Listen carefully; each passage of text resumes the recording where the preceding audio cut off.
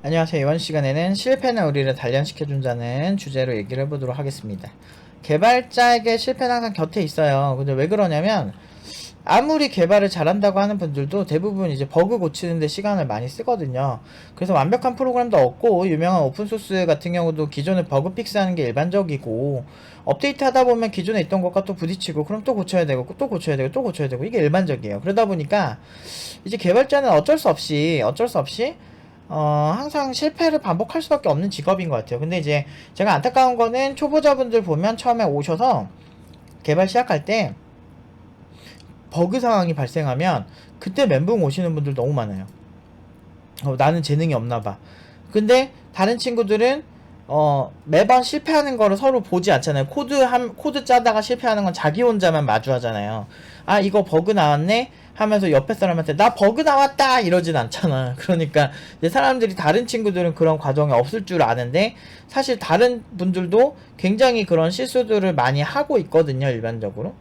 개발자들이 보통 그런 경우가 굉장히 많기 때문에 이제 개발하실 때 보면은 항상 우리가 어떤 개발을 딱 했을 때 항상 이제 버그 잡는 게 거의 대부분이다, 이런 생각을 해야 되거든요. 그런데 그런 생각들이 경력자분들은 좀 하는데 초보자분들은 진짜 안 하는 것 같아요. 그런데 중요한 거는 이제 이런 거를 처음 마주했을 때 실패에 대한 스트레스 정도가 그 사람의 성장을 정하는 경우가 많거든요. 그래서 뭐 학교 같은 데서도 뭐 일반적으로 주입식에 시험 한번 보면 끝이잖아. 그런 식의 이제 룰이 많다 보니까 뭐 하나 잠깐 못하면 사람들이 멘붕이 금방 오더라고요. 뭐 사법고시 같은 경우도 뭐 한 번 오래 실패하면은 뭐 안 되고 막 그랬었잖아요, 옛날에. 공무원 시험도 마찬가지고.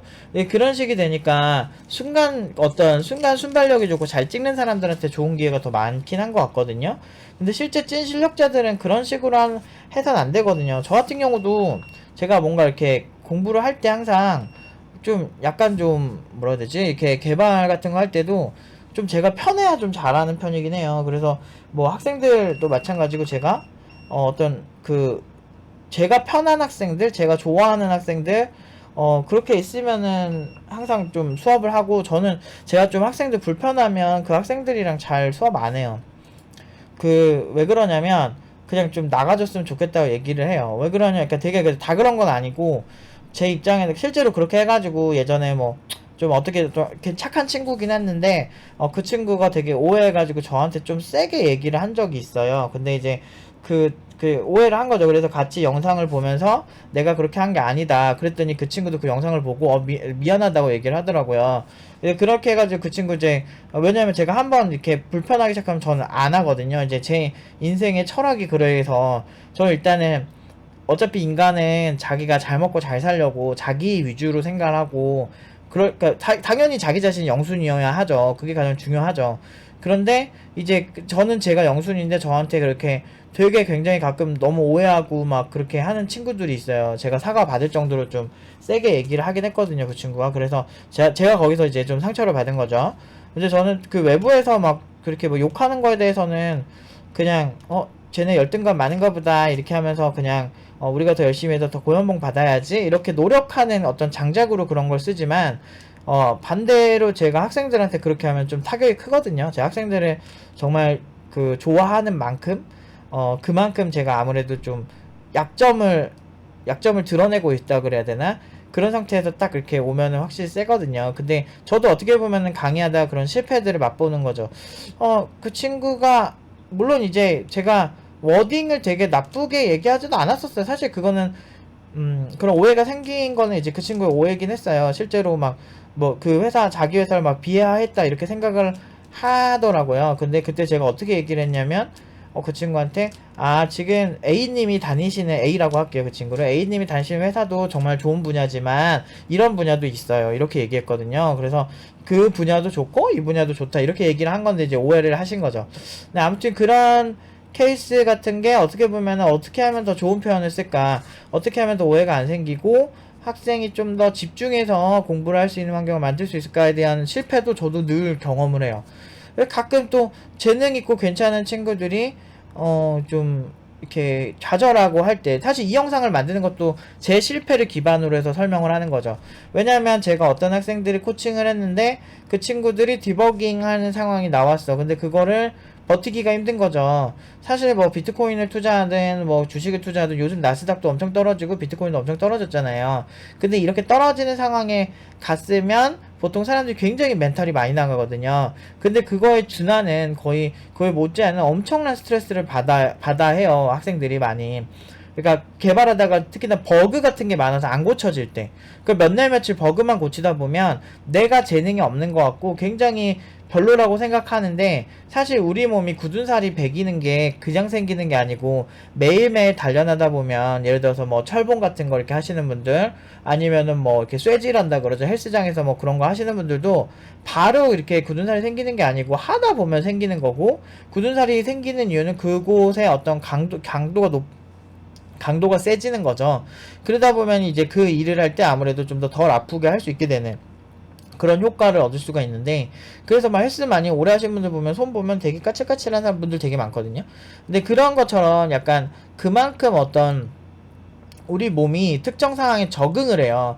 그래서 옛날에는 당연히 못했던 그런 것들도 실패를 반복하면서 내가 견딜 수 있는 능력이 점점 커지다 보면 어떤 분야든지 좀 더 잘해지거든요. 코딩도 마찬가지예요. 우리 뇌도 그 특정 상황에 적응을 하려고 하기 때문에 나중에 좀 더 많이 복잡하고 힘들어 보이는 상황에 처해도 더 잘해지는 경우가 많거든요. 그래서 근데 이제 여기서 이제 오해하시는 분들이 단순히 이제 근무 시간을 길게 하는 게 과연 성장의 기본 척도인가 이렇게 생각하실 수 있는데, 그러진 않고요. 근무 시간이 길다라는 거는 실력이 는다라고 이렇게 보시면은 아니에요. 그러면 절대 안 돼요. 왜냐하면 의식적인 노력을 하셔야 되거든요. 지금 내가 이렇게 된 원인이 무엇이지? 라는 생각을 해본다든지, 어떤 그 행동에 대한 결과적인 부분에 대한 그런 처리라고 할까나, 그런 자아 성찰 이런 것들이 되게 중요해요. 그래서 어떻게 하면 소비자가 좀 더 좋은 이런 생각을 할 수 있죠. 왜냐면 인간의 사고는 포커싱이 정확하게 돼야 돼요. 초점이 정확하게 맞춰 있어서 내가 지금 하는 행위에서 어떤 부분이 중요한지에 대해서 항상 생각이 있고, 거기에 대해서 내 움직임이 따라와줘야만 되게 좋은 결과가 나오는 경우가 일반적이거든요.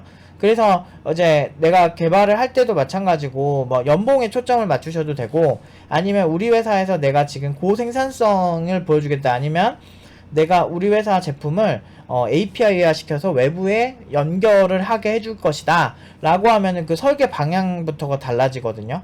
그러니까 좋은 아키텍트라고 하면은 결국에는 내 생각이 반영되는 코드를 짤 수 있는 사람이라고 저는 생각을 하는데, 그런 분들이 여러분들이 되기 위해서는 제 생각에는 이런 실패를 반복하는 게 제일 빠르게 성장하는 지름길이다 라고 말할 수 있다는 것이죠. 그래서 제가 여러분들한테도 항상 그 강조하는 그 정말 의식적인 노력, 그런 것들 항상 신경을 많이 써주셨으면 좋겠고, 팀노바 커리큘럼도 매년마다 바뀌는 이유가, 특히나 응용 2단계쯤에서 많이 바뀌고 기초에서는 많이 바뀌진 않는데, 응용 2단계쯤에 올해는 이런 방향성으로 우리가 좀 더 노력을 해볼까, 올해는 이렇게 해볼까 라고 매번 바꿔요.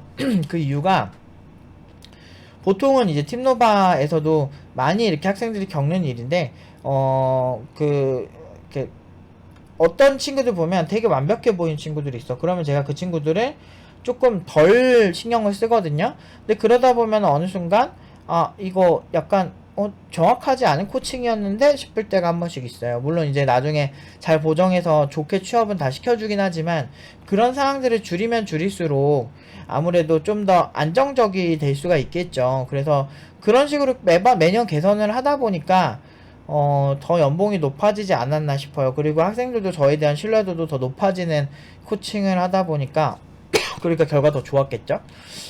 그러니까 저는 그래요. 그러니까 결과를 좋게 하겠다라고 목표를 삼았으면 시장에서 어떤 개발자를 원하는지를 연구하기 시작하거든요. 목적이 그거니까. 왜냐면 시장에서 부가가치가 높은 개발자라고 하는 거는 결국에는 그런 개발자들이 돈이 되는 개발자거든요. 그러면 연봉이 일단 높으면은 그만큼 시장에서 좀 더 희소성이 있는 개발자라고 보고 있거든요. 더 좋아하는 개발자일 수도 있고. 그래서 그런 측면에서의 어떤 제 나름대로의 어떤 뭐라고 할까나, 그런 거랄까? 좀 아무튼 그런 게 좀 있어요. 제 나름대로의 그런 원칙 같은 게 좀 있는 거죠.